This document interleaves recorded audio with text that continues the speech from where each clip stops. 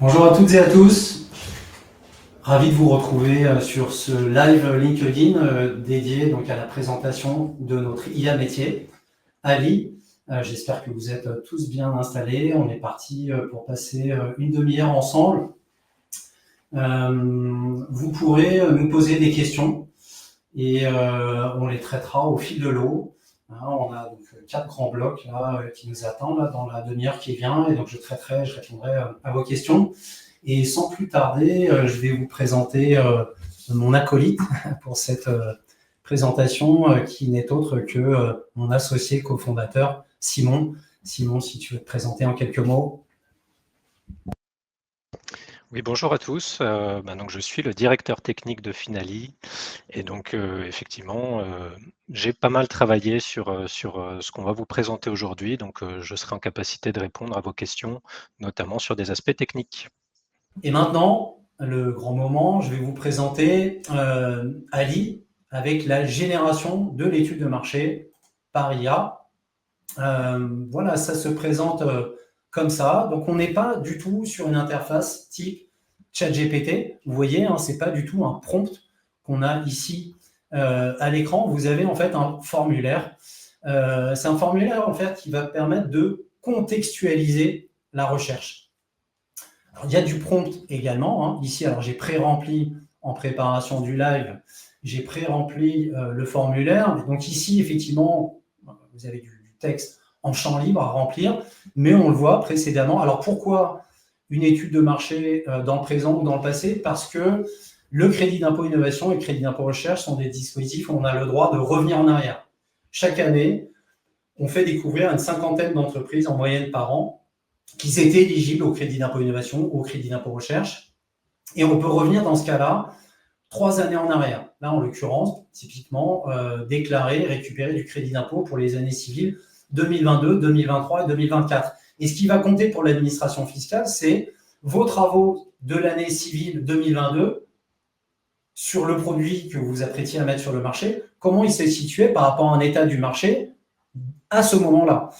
Donc, effectivement, vous allez pouvoir sélectionner ça. Bon, là, voilà, simplement un petit menu de roulant. Est-ce qu'il s'agit d'un produit matériel ou immatériel? Vous pouvez donner, mais c'est facultatif, hein, si vous voulez garder une confidentialité totale, ou si votre produit, tout simplement, n'a pas de nom, vous pouvez lui donner simplement un nom de code. Et puis, on va générer, c'est une démarche séquentielle, là aussi, hein, vous voyez, pour ceux qui connaissent ChatGPT, c'est très différent. Ça se passe de manière séquentielle. On va générer, donc je fais l'opération en live en espérant avoir un petit peu plus de succès que tout à l'heure. Le partage d'écran est toujours bon et je vois effectivement apparaître ici une liste de concurrents qui a été générée du coup par Ali. Et cette liste de concurrents, je vais pouvoir la compléter si je souhaite. Si j'identifie ici dans cette concurrence, potentiellement, je peux retirer des réponses qui ne seraient pas totalement pertinentes. Je peux continuer à contextualiser ma recherche en indiquant ici, par exemple, le type de batterie qu'on a, ou qu'on a effectivement sur ces modèles ici une autonomie max de 40 km. On va pouvoir donner, ou plutôt non, pardon, ce sont les éléments différenciants de Trottineo par rapport à Dualtron. Donc on pourrait mettre par exemple ici effectivement autonomie supérieure, 80 km au lieu de 40 km. Rajouter des concurrents que Ali n'aurait pas forcément détectés. Et puis, une fois qu'effectivement on aura complété ces éléments de benchmark concurrentiel, on va pouvoir générer l'étude de marché.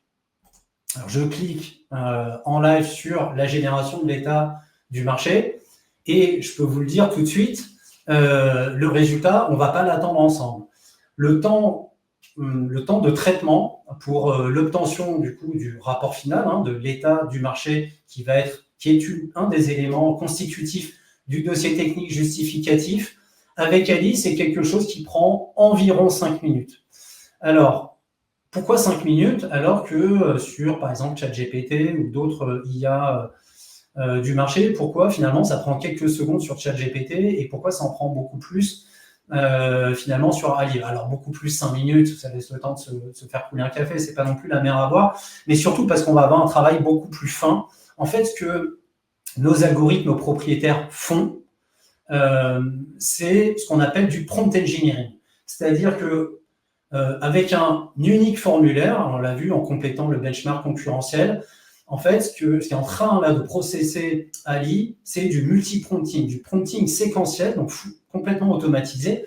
Il n'y a plus besoin finalement je dirais, de maîtriser l'art du prompt. Si vous voulez arriver à un très bon résultat sur ChatGPT, il faut que vous soyez extrêmement formé, que vous promptiez une première fois, puis une seconde, varier les angles, compléter effectivement les prompts pour espérer obtenir, et ça vous prendra beaucoup plus que 5 minutes, parce qu'à chaque fois, vous êtes obligé de parcourir le résultat de votre prompt et les résultats obtenus, et vous allez passer comme ça une demi-heure, 3/4 d'heure à tenter d'obtenir un document qui ne sera pas en plus nécessairement au bon format attendu par l'administration fiscale, je le répète, sur un exercice d'étude de marché qui est l'exercice avec un niveau de synthèse et de détail qui est celui attendu par l'administration fiscale sur ce métier et sur ces enjeux de sécurisation du crédit d'impôt innovation. On va le laisser mouliner un petit peu et puis on reviendra le voir tout à l'heure. On va passer sur la partie état de l'art. Là, je vous ai pris d'autres projets potentiels qui seraient le développement, là on est plus sur un travail effectivement de R&D, le développement d'une batterie de grande autonomie à électrolyte solide. Donc, même approche finalement, on a une approche ici séquentielle. Je vais générer la problématique et les incertitudes scientifiques. Ça, c'est assez rapide. J'espère que Ali ne va pas me faire mentir. Voilà, c'est quelques secondes. On voit là ici, effectivement, un premier niveau de résultat. Ici, Ali, en fait, à partir d'une requête finalement très généraliste, où on a dévoilé finalement aucune confidentialité sur les travaux qu'on souhaitait mener, c'est vraiment une thématique générale. Ici, finalement, Ali vient nous générer une expression de problématique R&D. On voit là qu'il y a un petit peu de texte ici, puisqu'effectivement j'ai donné une requête assez large. Ben, il va prendre différents angles de travaux, de problématiques R&D qui existent. Pareil sur les incertitudes scientifiques et techniques, là sur le champ qui vient juste après. On voit là déjà qu'on a du texte qui est là, on va pouvoir le parcourir. Et puisque là, l'entrepreneur ou le CTO qui est face à cette interface est par définition un homme de l'art, il va pouvoir reprendre à la main, compléter cette problématique R&D, éventuellement y apporter quelques modifications. Et pareil pour le volet incertitude scientifique et technique. Est-ce qu'on souhaite donner une limite temporelle à l'état de l'art? Je dirais par défaut non. Et de la même manière, alors on peut, si on souhaite, si on a notamment à sa disposition, si, admettons, le CTO de l'entreprise en question a à sa disposition un certain nombre de références, d'articles scientifiques, de communication, il peut venir les ajouter ici. Et donc, une fois qu'on a validé cette première séquence, on va générer l'état de l'art. Alors, pareil, je vais vous économiser les 5 minutes d'attente et on va venir sur le résultat de l'étude de marché qu'on avait cliqué là précédemment. Alors, je suis transparent avec vous, je pense que le traitement n'est pas terminé, je vous ai dit, c'est 5 minutes.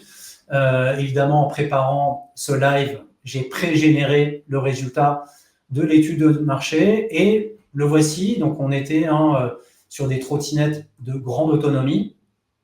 Voici le résultat de l'étude de marché générée par Ali de manière donc automatisée. On a un document, je le parcours ici avec vous. On a un document, on le voit, je suis en train de scroller dessus. Il y a des sources qui sont citées. Ça, très clairement, pour ceux qui ont déjà fait l'expérience sur ChatGPT, vous lancez une requête, vous allez avoir, même pas une demi-page de réponse, probablement pas de source. Alors, encore une fois, quelqu'un qui maîtrise la science du prompt, en faisant la séquence de prompt, peut-être qu'il pourra se rapprocher de ça, mais encore une fois, en beaucoup plus de temps que les 5 minutes que l'on propose, nous, avec Ali.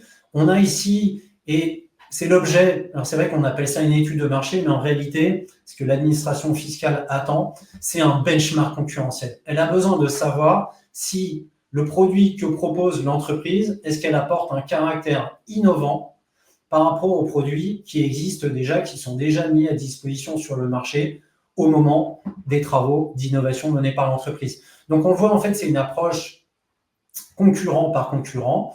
On le voit les uns après les autres, d'où l'importance de bien sélectionner la liste des concurrents. Alors évidemment, on peut y revenir si on considère que là, il y a des réponses qui ne vont pas bien. Je remonte sur le haut du formulaire, je referai travailler notre IA métier.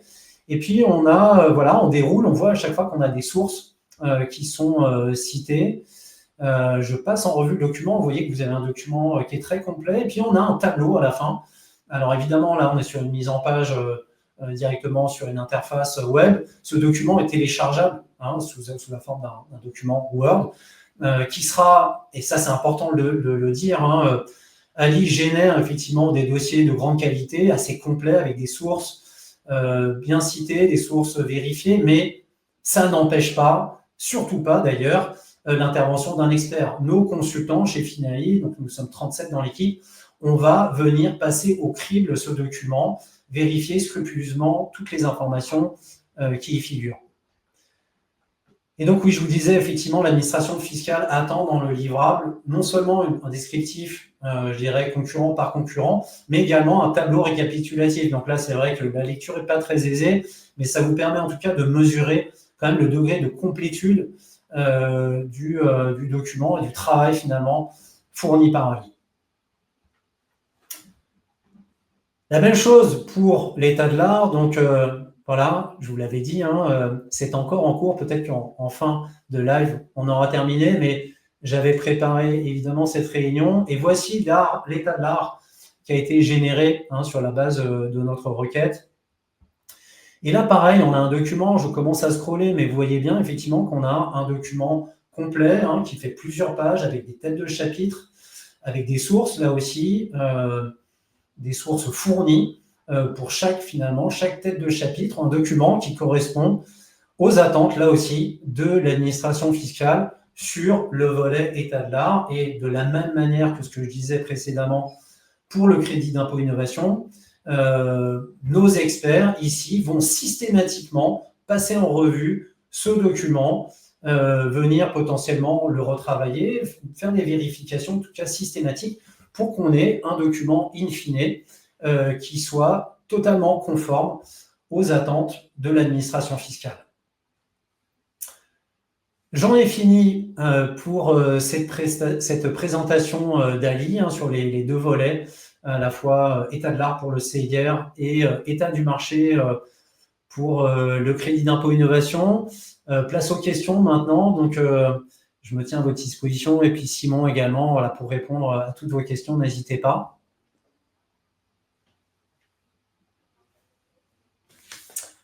Alors, je vois une question effectivement de prospective. Après les études de marché et les états de l'art, est-ce que d'autres automatisations sont à venir? Alors, excellente question. Ce qu'il faut dire tout d'abord, c'est que c'était assez naturel de prendre d'abord l'angle des états de l'art et des études de marché. Pourquoi? D'abord, on a là un travail qui est quand même assez chronophage. Il faut savoir qu'un état de l'art tel qu'on le présente ici, pour un consultant aguerri, c'est-à-dire avec la formule sur mesure, c'est entre 1 jour et 1 jour et demi de travail. Pour un client à nous qui serait peu aguerri, donc ce serait, admettons, le premier état de l'art, en tout cas sur son sujet. Et surtout, en fait, même si je prends par exemple un thésard qui a déjà fait un état de l'art dans le cadre de ses travaux de doctorant, on a ici un état de l'art avec un format qui est beaucoup plus synthétique que ce qui est attendu dans la soutenance d'une thèse de doctorat. Et là aussi, donc pour quelqu'un finalement qui ferait ça pour la première fois, ce ne sera pas 1 jour et demi, ce sera potentiellement beaucoup plus de temps, malgré effectivement notre MOOC, malgré le guidage en ligne sur notre plateforme. Les retours qu'on a de nos clients, c'est qu'ils peuvent facilement passer, en tout cas jusque-là, avant Ali, jusqu'à 2 jours et demi, 3 jours de travail. Donc, avec Ali, nous, on estime, on le voit en tout cas, nos consultants, les retours d'expérience qu'on a, c'est que de 1 jour et demi, 1 jour à 1 jour et demi, on est passé à, en moyenne, 2 heures. 2 heures donc pour préparer effectivement la requête, l'affiner. J'ai été assez vite dans la démo, mais plus on contextualise le benchmark concurrentiel ou l'expression de la problématique et des incertitudes, plus je vais avoir un résultat fin. Donc, gros gain de productivité. Voilà pourquoi on a commencé par ça. On va gagner au bas mot, au minimum, un jour par état de l'art, un petit peu moins par étude de marché, mais pas mal également. Et puis, la deuxième raison pour laquelle, finalement, on a attaqué sur l'état de l'art et l'étude de marché, c'est qu'il n'y a pas de risque de fuite de données. Là, finalement, ça reste de la recherche documentaire. Les requêtes que l'on fait, on ne pousse pas dans la nature des données confidentielles, qu'il s'agisse de salaire des équipes ou de références de brevets ou de description même des travaux de R&D de l'entreprise. Donc, c'est, je dirais, ce qu'il y a de plus sécure de travailler là-dessus. On est en train de travailler, là maintenant, les équipes de R&D en interne chez Finali. On travaille au deuxième étage de la fusée. Dans le dossier technique justificatif, il n'y a pas que l'état de l'art, il n'y a pas que l'étude de marché pour le C2I, il y a une description des travaux de l'année civile considérée. Ici, l'objectif pour nous, ce sera de réussir finalement à prendre en charge la donnée hétérogène. Ça peut être l'enregistrement de l'audit R&D, ça peut être aussi des données de mesure, de métrologie, des rapports de plans d'expérience. Voilà, plein de données finalement qui sont en la possession de nos clients, plus le rapport de notre audit. L'objectif, donc, ce sera de pousser effectivement ces données hétérogènes. Il peut y avoir des graphiques, des images, du texte, de l'audio, et de se retrouver à la sortie avec un document, pareil, correspondant aux attentes de l'administration fiscale, qui aura su, effectivement, avec un ALI 2, en tout cas le deuxième étage d'ALI, qui aura effectivement réussi à gérer tout ça. Le challenge technique est beaucoup plus relevé, plus effectivement des enjeux pour le coup très importants en matière de traitement des données. C'est des travaux qui prendront plus de temps. C'est qu'une sortie que l'on programme a priori pour la fin de l'année 2026. Alors, je regarde, est-ce qu'on a d'autres questions? Alors là, ce sera plutôt peut-être une question pour Simon. Je vais laisser Simon répondre à cette question. Quid de la confidentialité des données avec Ali?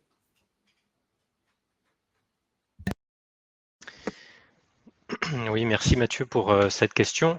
Alors en fait, effectivement, comme le précisait Mathieu, on est parti sur ces sujets de l'étude de marché et de l'état de l'art parce que ce sont des sujets plus faciles à aborder du point de vue de la confidentialité. Ça s'apparente finalement à de la recherche documentaire sur Internet, comme on le ferait finalement sans IA, sans Ali, d'aller chercher, sourcer des publications scientifiques en lien avec notre sujet, en décrivant forcément dans un moteur de recherche son projet. Idem pour le produit finalement innovant en crédit d'impôt innovation. On serait obligé finalement de passer sur une phase où on refait de la recherche documentaire en décrivant un minimum son produit. Et là, ce qu'on propose, c'est la même chose. Donc finalement, il n'y a pas d'enjeu majeur, en tout cas de protection et de confidentialité. Néanmoins, sur les sujets suivants qu'évoquait Mathieu, là, c'est un vrai sujet pour nous. La R&D de nos clients, la documentation technique, il n'est pas question qu'elle parte se balader dans la nature, par exemple sur ChatGPT ou autre. Et donc, on travaille, et c'est pour ça que ça prend plus de temps, on travaille vraiment à isoler ces données, à siloter ces données sur notre serveur IA chez nous pour qu'évidemment rien ne sorte et qu'il n'y ait aucune perméabilité sur la sortie des données et que ce soit vraiment totalement maîtrisé. Donc, on travaille sur ces sujets-là et c'est sûr que c'est un axe prioritaire et très important dans nos développements. Alors, une autre question, est-ce qu'on est sûr de la qualité des résultats générés par Ali? Alors, peut-être que Simon voudra compléter ma réponse, mais moi, très clairement, j'ai envie de dire, vous allez me dire, mais c'est anti-commercial au possible, mais la réponse, elle est non. Et pourquoi c'est non?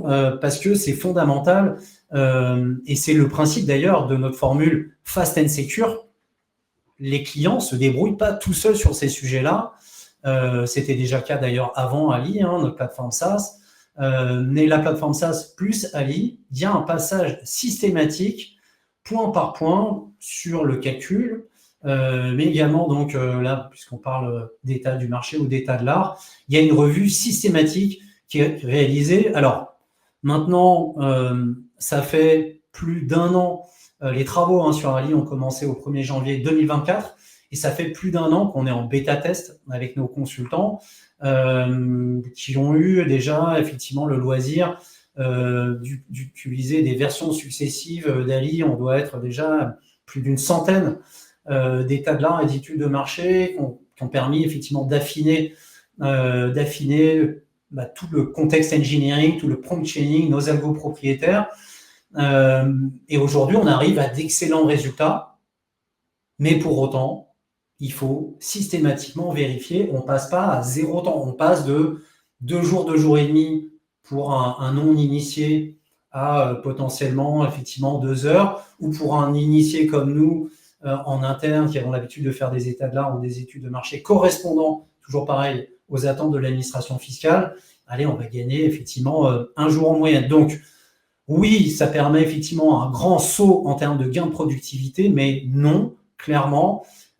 Et même à l'avenir, il faudra systématiquement faire des vérifs, même si aujourd'hui on arrive à un très bon niveau de résultat avec des sources que l'on clique, on vérifie à chaque fois et on se rend compte, état de l'art après état de l'art, que les sources sont bonnes, qu'elles sont pertinentes, on n'arrive pas sur une erreur 404, on n'a pas d'hallucination, on a réussi avec tout notre travail à gommer ces problématiques qui sont bien connues, des gens qui promptent souvent sur des outils, je dirais, en open source comme ChatGPT.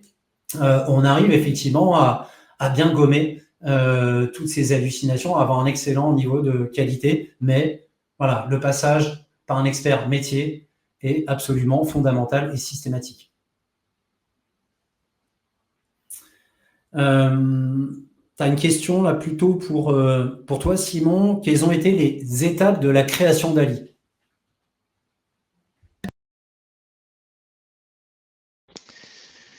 Oui, les étapes de la création d'Ali, donc c'est un travail effectivement qui a démarré il y a pas mal de temps, finalement, il y a plus de 2 ans aujourd'hui qu'on travaille sur ce sujet-là.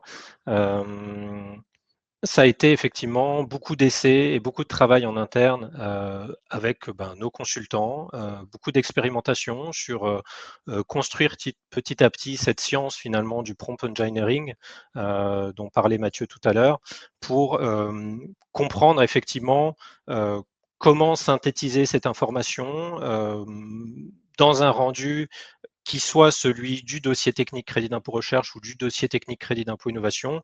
Donc il y a eu vraiment cet aspect métier et compréhension de comment on peut driver l'IA finalement, aller chercher les résultats.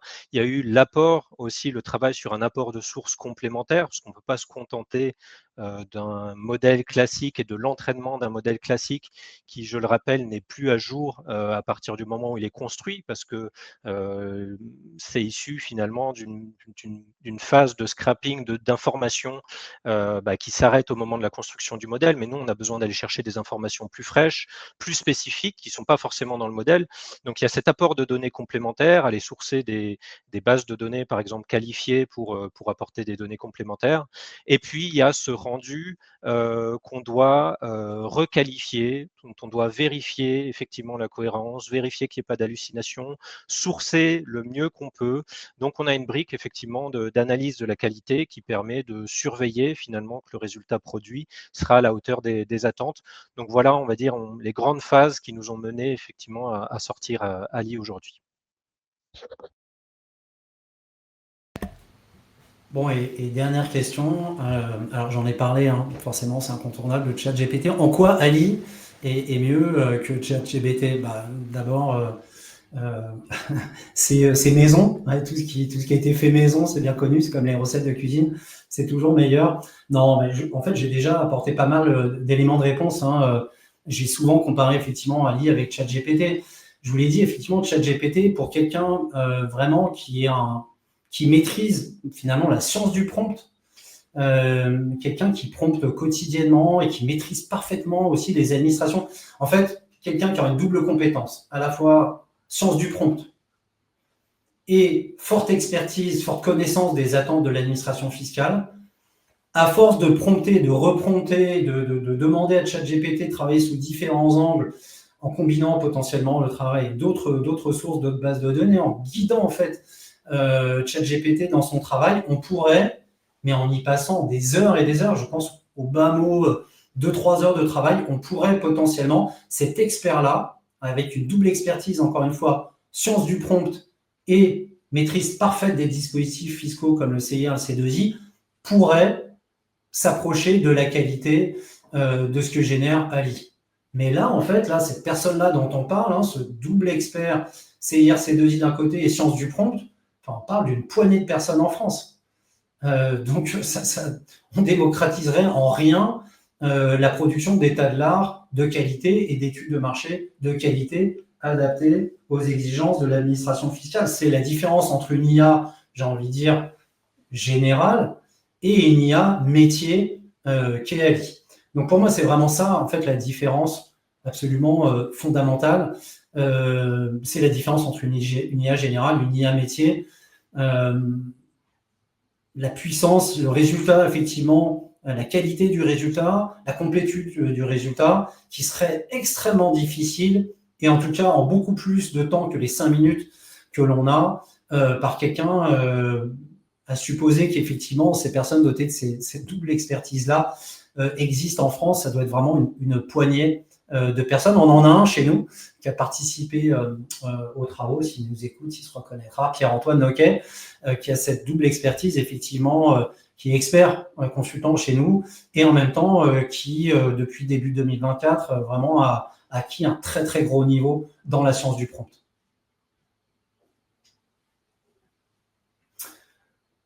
Bon, eh bien, je crois que le moment est venu de se dire au revoir. C'était un grand plaisir pour Simon et pour moi de vous retrouver ici là pour ce live et puis de vous parler effectivement de notre toute dernière recrue. Vous l'avez certainement vu et puis vous n'avez pas fini de le voir, hein, Ali, notre IA métier, donc il y a un nom et également un visage que vous retrouverez très souvent dans nos prochains posts, aux côtés de l'équipe, que ce soit en photo ou en vidéo. Et puis pour revenir plus sérieusement donc là, sur le sujet des déclarations de CIR, de C2I, pour ceux qui voudraient encore plus d'infos, mais qui seraient peut-être trop timides pour intervenir aujourd'hui en nous posant des questions, évidemment, je suis là, mais l'ensemble de nos équipes sont là sur les différents territoires. Vous avez, depuis le site Finaly, vous pouvez directement venir programmer un rendez-vous sur la Calendly avec l'un de nos experts, poser vos questions et bien sûr, avec grand plaisir, on pourra prendre le temps de parler de vos spécificités, de vos projets d'innovation. Si vous avez des questions sur Ali, on prendra le temps bien sûr d'y répondre, mais en tout cas, voilà, évidemment, l'ensemble des équipes de Finaly sur les 11 sites en France restent à votre disposition pour vous accompagner sur ces sujets.